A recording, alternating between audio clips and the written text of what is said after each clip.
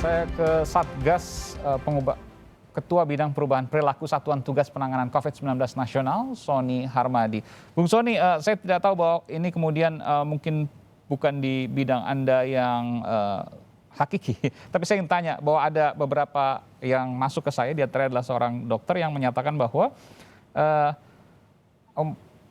jumlah pasien saat ini sudah luar biasa, tenaga kesehatan tumbang, obat dan alat kesehatan terbatas. Ini yang terjadi ya? Ya, Bung Aiman, tentu data semuanya ada di Kementerian Kesehatan ya, tetapi pemerintah berupaya semaksimal mungkin untuk mengatasi hal tersebut.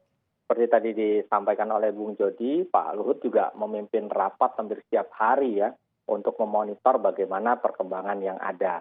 Intinya masyarakat tenang, kemudian patuhi protokol kesehatan, jangan sampai tertular, karena sekarang memang jauh lebih sulit untuk mencari rumah sakit dan pengobatan tentunya dengan jumlah pasien yang begitu banyak.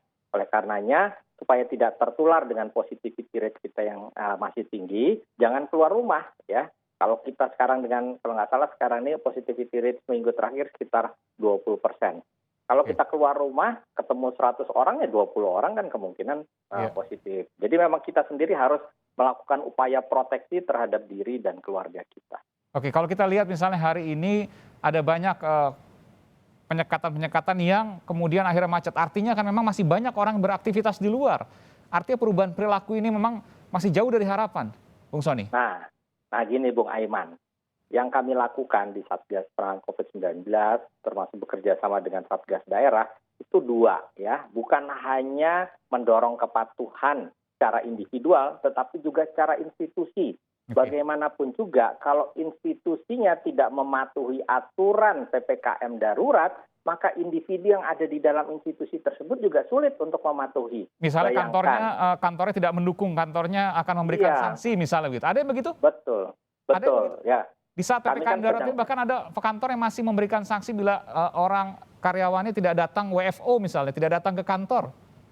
Ya, makanya begini, pegawai atau karyawan yang merasa bahwa pimpinannya tidak sejalan dengan kebijakan, silahkan dilaporkan. Ya, tadi kami juga sudah koordinasi dengan Satgas daerah. Intinya pengawasan terhadap kepatuhan di institusi-institusi ini penting. Karena masih ditemukan kantor-kantor yang bukan termasuk esensial maupun sektor kritikal, tapi masih masuk 100%. Nah ini kan tentu harus menjadi perhatian kita semua. Makanya kalau institusinya bisa patuh, individu di dalamnya bisa patuh gitu loh. Oleh karena kita bukan hanya fokus pada kepatuhan protokol kesehatan, kepatuhan PPKM darurat pada level individu, tapi juga di level institusi. Jadi kalau seandainya ada karyawan yang disangsi karena dia bukan sektor esensial misalnya, non esensial, tapi kemudian dipaksa untuk masuk, kalau tidak masuk maka akan diberi sanksi, maka laporkan institusinya. Betul, dilaporkan. Dan identitasnya akan dijaga? Karena kan terkait dengan yang bersangkutan.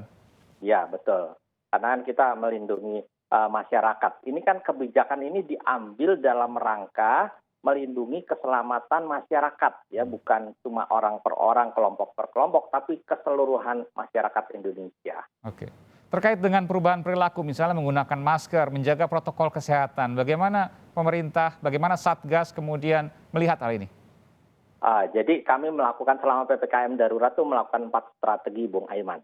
Yang pertama adalah upaya pendisiplinan protokol kesehatan. Karena masih ada masyarakat yang harus melakukan aktivitas di luar rumah ya. Karena termasuk dalam aktivitas sektor esensial maupun kritikal. Lalu kemudian penegakan protokol kesehatan ini tentu dengan penebalan pasukan. Didukung oleh TNI, Polri, dan Satpol PP. Oleh karenanya instruksi Mendagri nomor 15 tahun 2021 itu kan harus didukung oleh peraturan pemerintah daerah yang dapat diimplementasikan di setiap daerahnya sebagai acuan di dalam pelaksanaan PPKM darurat.